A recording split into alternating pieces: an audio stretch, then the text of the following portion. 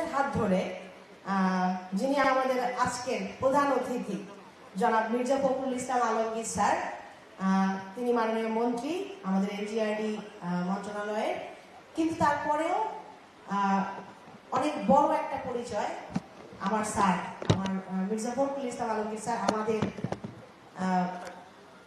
আলোকবর্তিকা হিসেবে কাজ করেছেন বিগত সময়ে যখন আমরা নির্যাতিত ছিলাম, নিপীড়িত ছিলাম। আমি আরো ধন্যবাদ জানাই আমাদের সাথে আমাদের সভাপতি আমাদের রিজু ভাই সহ, মাননীয় তুহিন ভাই সহ আরো যারা আমাদের ইঞ্জিনিয়ার প্রকৌশলীরা আছেন, যারা এই আয়োজন করেছেন, সকলকে। আমাদের নারীদেরকে সামনের দিকে এগিয়ে নিয়ে যাওয়ার ক্ষেত্রে স্বশিক্ষায় শিক্ষিত হয়ে একটা প্ল্যাটফর্ম থেকে যখন আমাদেরকে এই সুযোগটা দেওয়া হলো, বুটেক্স থেকে আমরা যখন গ্র্যাজুয়েশন করে বের হলাম, আমাদের মনে হয়েছে যে আমাদের পায়ের নিচের মাটির জোরটা আসলে অনেক বেশি, এবং এই সুবাদে কাজ করার একটা সুযোগ হয়েছিল দেশীয় ও আন্তর্জাতিক মহলে। সেখান থেকে আমি আমার যে পরিচয়, ভাইয়া যখন পরিচয় দিচ্ছিলেন, আমার একটা পরিচয় হচ্ছে আমি মানবাধিকার কর্মী, আমি মায়ের ডাকের সংগঠক, এবং এই নামেই আমাকে কিন্তু বাংলাদেশে চেনে। আমি গুম হয়ে যাওয়া যে পরিবারগুলো তাদেরই একজন।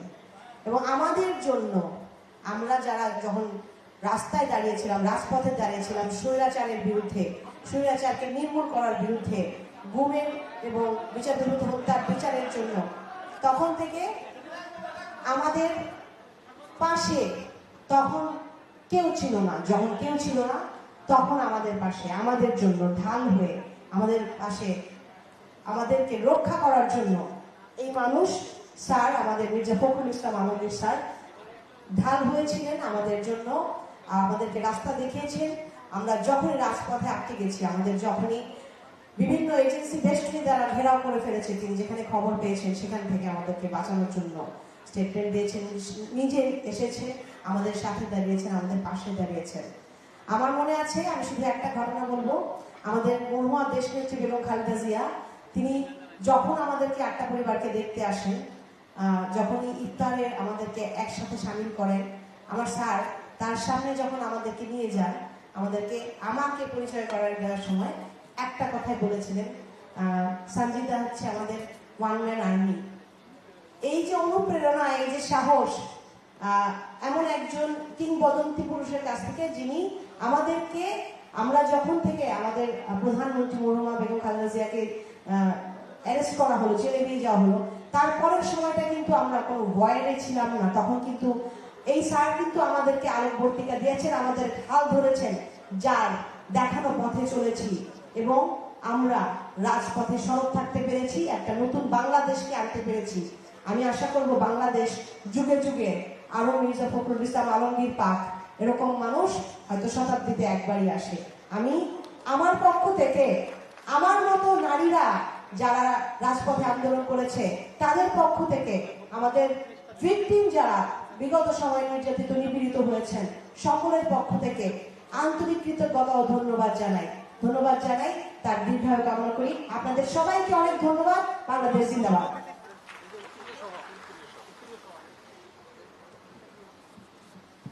প্রিয় সুধীবৃন্দ,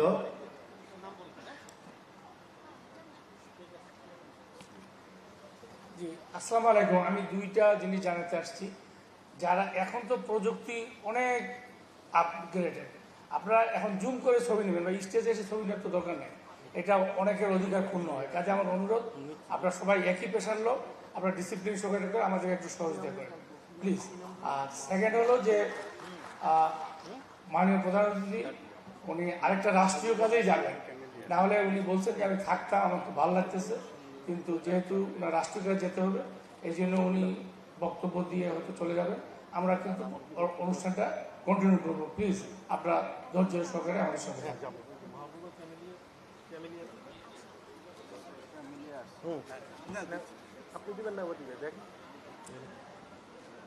প্রিয় সুধীবৃন্দ, আমাদের মাঝে উপস্থিত হয়েছেন ত্রয়োদশ জাতীয় সংসদ সদস্য প্রকৌশলী মাহবুবা হাকিম ক্যামেলিয়া। আমরা তাকে করতালির মাধ্যমে অভিনন্দন জানাই। প্রকৌশলী মাহবুবা হাকিম ক্যামেলিয়াকে আমাদের ইঞ্জিনিয়ার্স ইনস্টিটিউশন বাংলাদেশ আইইবির পক্ষ থেকে ক্রেস্ট এবং উত্তরীয় প্রদান করবেন আজকের অনুষ্ঠানের সভাপতি, এবং উত্তরীয় পড়াবেন engineers institution Bangladesh IB women চ্যাপ্টারের সেক্রেটারি ইসরাত জাহান। সাইটেশনটা আমি একটু পরে বলছি, আমাদের প্রধান অতিথি আজকে খুবই ব্যস্ত, আমি সাইটেশনটা একটু পরে করছি।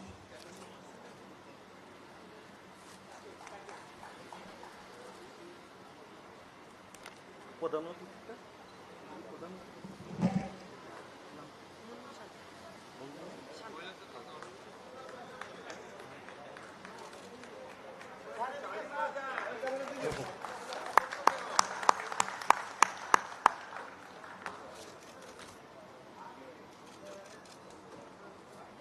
বিশেষ অতিথিটা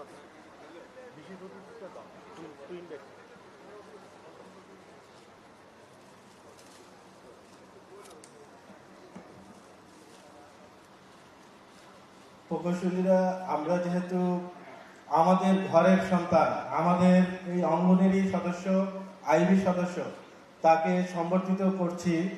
অতএব আপনারা একটু প্রাণ ঢালা অভিনন্দন জানাবেন, করতালির মাধ্যমে অভিনন্দন জানাবেন।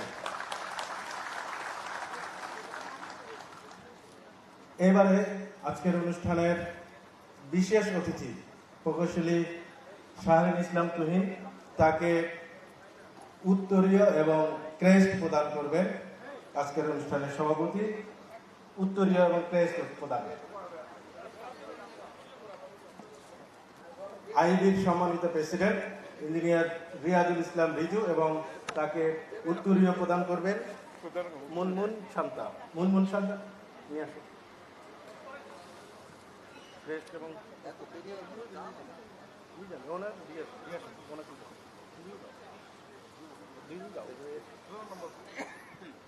এবং তাকে সহযোগিতা করবে প্রকৌশলী তাজিয়া।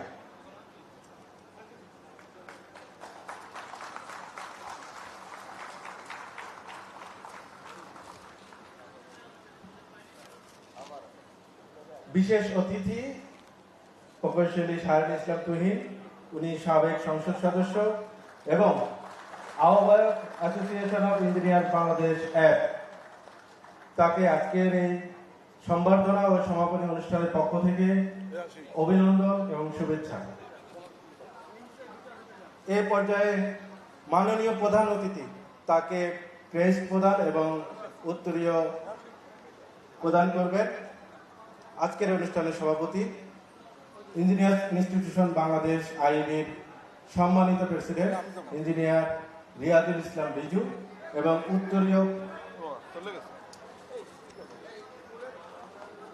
উত্তরীয় প্রদান করবেন ইসরাত জাহান।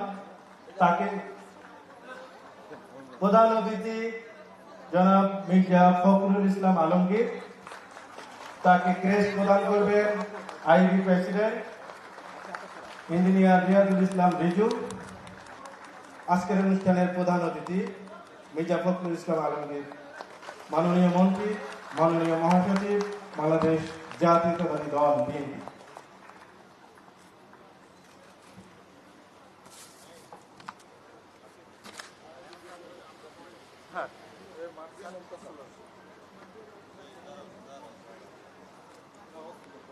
আজকের এই অনুষ্ঠানের সম্মানিত প্রধান অতিথি গণপ্রজাতন্ত্রী বাংলাদেশ সরকারের মাননীয় মন্ত্রী, মহাসচিব, বাংলাদেশ জাতীয়তাবাদী দল বিএনপি, তাকে আজকের এই প্রধান অতিথির বক্তব্য প্রদান করার জন্য, এবং তার বক্তব্যের পর কিন্তু আমরা প্রোগ্রাম কন্টিনিউ করব। আপনারা অত্যন্ত ধৈর্য সহকারে উপভোগ করবেন।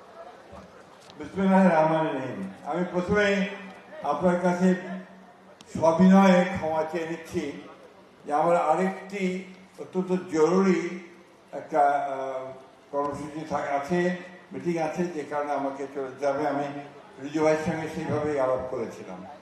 যাই হোক, আমি আন্তরিকভাবে ধন্যবাদ জানাতে চাই যে আইবিএর ৭৮তম প্রতিষ্ঠা বার্ষিকীর এই সম্বর্ধনা সমাপনী অনুষ্ঠানে আমাকে আমন্ত্রণ জানানো হয়েছে। সেই জন্য আমি সম্মানিত সভাপতিকে আন্তরিকভাবে ধন্যবাদ এবং কৃতজ্ঞতা জানাচ্ছি। আইবি বাংলাদেশে একটা অত্যন্ত একটা প্রেস্টিজিয়াস অর্গানাইজেশন।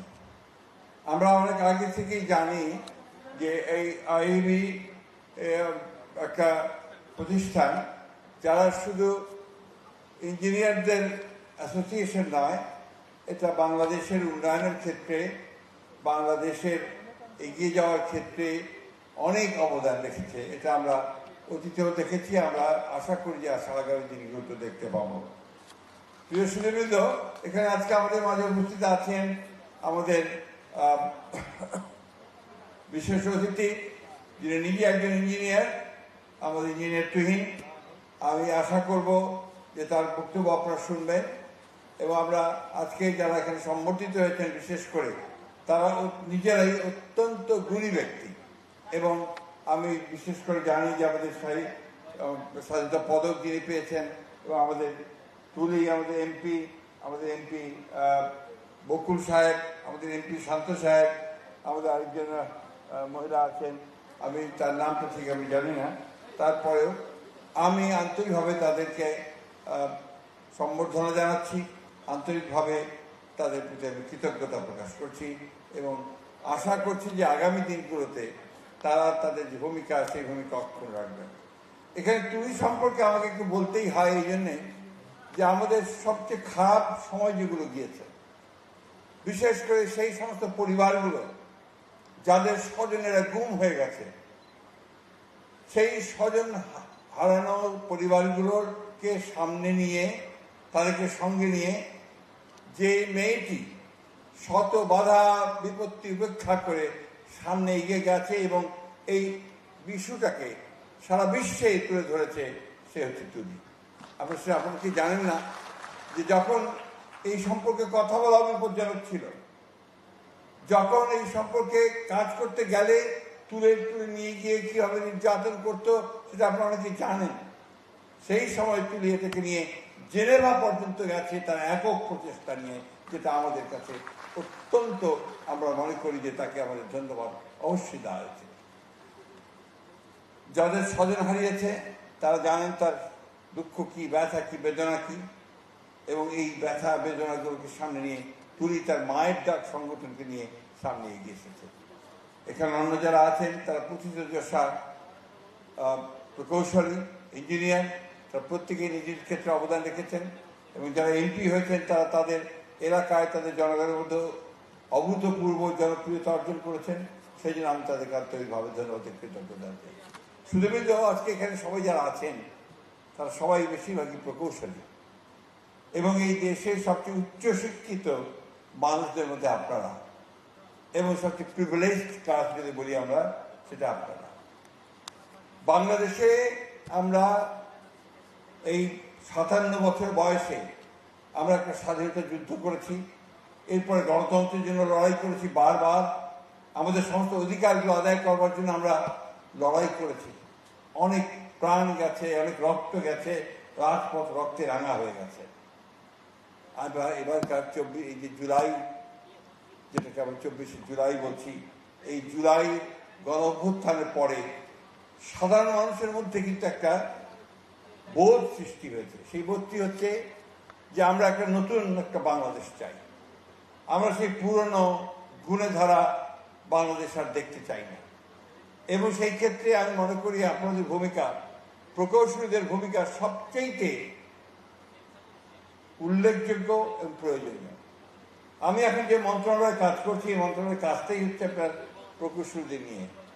একদিকে আপনার যে আপনার স্থানীয় সরকার প্রকৌশল আছে, সেই সঙ্গে আপনার ওয়াসা আছে, পাবলিক হেলথ ইঞ্জিনিয়ারিং আছে, একটা পুরো বাংলাদেশের সমগ্র মানুষের যে সবচেয়ে মিনিমাম রিকোয়ারমেন্ট যেগুলো, সেই রিকোয়ারমেন্টগুলোকে তারা আপনার এখানে প্ল্যানিং করেন, বাস্তবায়ন করেন এবং জনগণের উপকারের জন্য কাজ করেন।